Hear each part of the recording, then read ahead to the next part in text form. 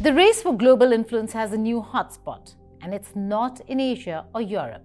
It's right in the backyard of the United States of America. China's footprint in Latin America just got a massive boost with the inauguration of the Chancay Port in Peru. A strategic $3.5 billion investment under Beijing's Belt and Road Initiative, the port is poised to transform the dynamics of global trade. But the implications go far beyond just logistics. Hello and welcome. You're watching Statecraft with me, Geeta Mohan.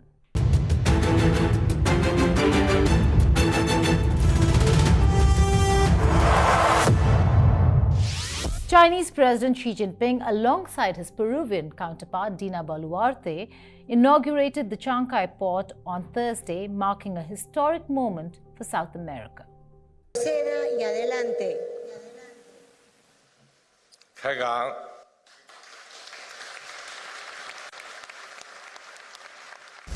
Located about 80 kilometers from Lima, this deep water port isn't just another infrastructure project. It's a strategic hub designed to connect Asia and Latin America. The port promises to reduce shipping times between China and Peru to just 23 days, slashing logistics costs by over 20%. And with a depth of 17.8 meters, it can handle the world's largest container ships, making it South America's first smart and green port. Xi has described it as a 21st century maritime Silk Road and a key pillar in the Belt and Road Initiative. Once operational, it will facilitate trade across South America by passing traditional routes through the US and offering a direct pipeline to Asian markets for nations like Chile, Ecuador, and Colombia. 如今的青海港正在成为新时代的印加古道新起点。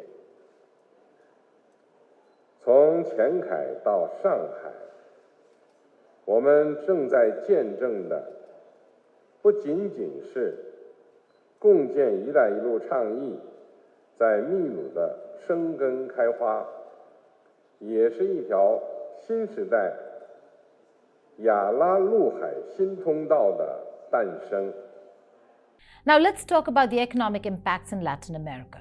Peru, one of the fastest growing economies in the region, stands to gain immensely. The port is expected to generate $4.5 billion annually for Peru, create 8,000 jobs in its initial phase, and strengthen trade ties with China, which already accounts for $36 billion in annual trade with Peru. But it's not just about Peru. Chancay is set to become the new epicenter for exporting South America's natural resources, including copper and lithium, which are both essential for China's green energy goals. And these rare earth materials are the new gold, not just for China, but for countries across the world. So what's happening over here where China has been investing in Latin America and others have failed to make inroads in the very same countries? China's Latin American strategy, however, isn't happening in a vacuum.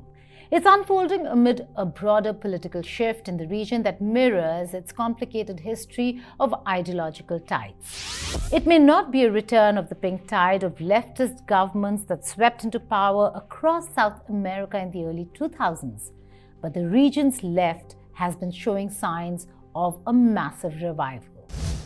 In October 2020, Bolivia returned the movement towards socialism to power in the first presidential election since Evo Morales was ousted. The following year, Peru elected Pedro Castillo, a far-left teacher with no prior political experience, as president. Chile saw Gabriel Boric, a former student protest leader, become its youngest president in 2022. Gustavo Petro also made history in Colombia last August as its first leftist president, while Lula da Silva reclaimed Brazil's presidency in 2023 after defeating far-right Jair Bolsonaro.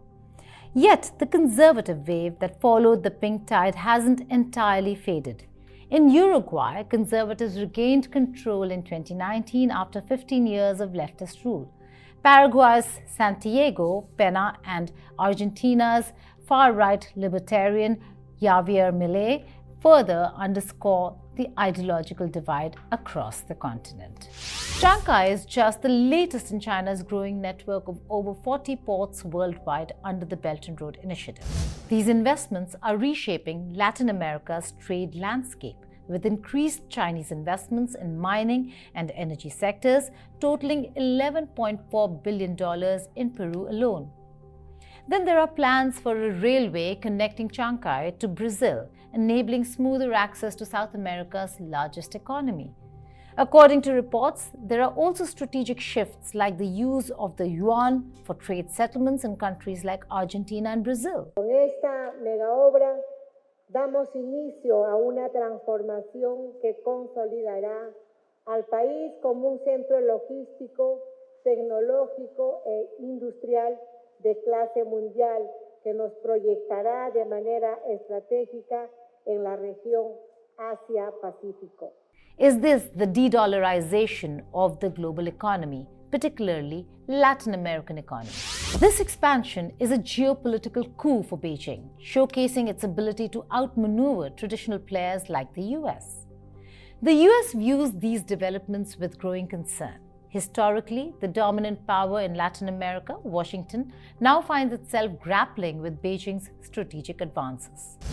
American officials worry that Chancay Port, while primarily commercial, could also serve as a potential military outpost for Chinese naval operations, giving Beijing a direct foothold in the Americas. This possibility underscores a broader economic and strategic threat to US interests. Economically, Chancay weakens US influence by bypassing traditional trade routes through North America. The port's advanced technology, much of it supplied by Chinese firms with ties to Beijing's military, has raised fears of espionage and cybersecurity risks. Additionally, China's growing presence erodes the US's long-standing diplomatic relationships in the region.